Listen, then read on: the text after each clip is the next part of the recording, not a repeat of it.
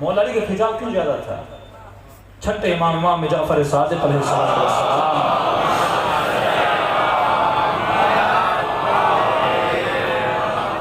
مولا ممبر پر گئے اور امام نے خطبہ دینا چاہا. لوگ جس طرح بھی آپ ہیں انتظار میں بیٹھے ہیں کہ چھٹے امام خطبہ دے. امام نے کہا آج میں خطبہ نہیں دوں گا. مجمع پریشان. مولا کیوں؟ کہا اتنے سالوں سے مجھے سن رہے ہو لیکن آج مجھے سناؤ. مولا کیا سنائیں؟ کہ سناؤ کہ تم نے میرے کلام سے سیکھا کیا. وَاعْتَبِرُوا يَا أُولِي الْأَلْبَابِ، تم نے کون سی عبرتیں لی ہیں؟ یا صرف سنتا جا رہا ہے سنتا جا رہا ہے سنتا جا رہا ہے؟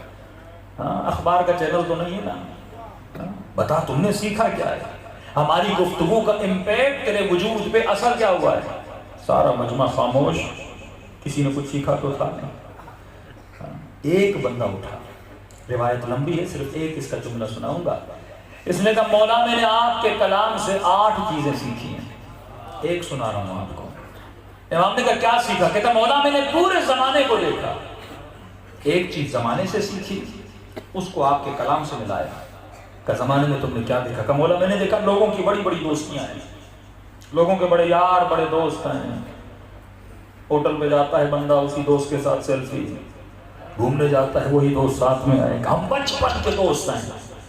کہ مولا میں نے بڑی بڑی دوستیاں دیکھی لیکن بڑے سے بڑے دوستوں کو جدا ہوتے ہوئے دیکھا.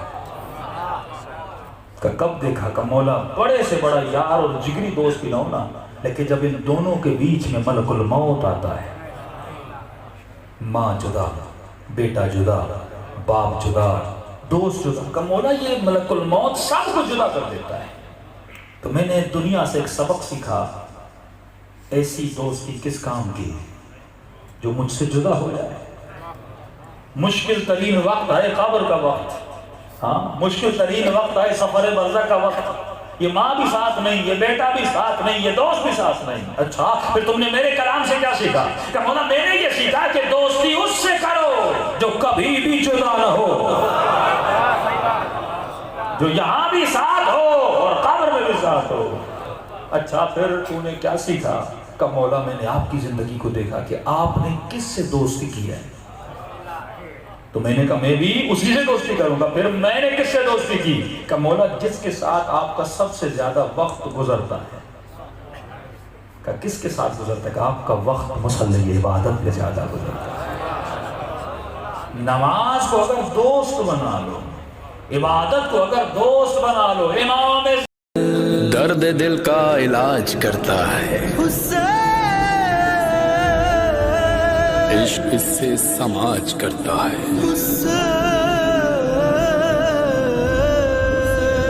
کربلا میں وہ کل اکیلا تھا، آج ہر دل پہ راج کرتا ہے.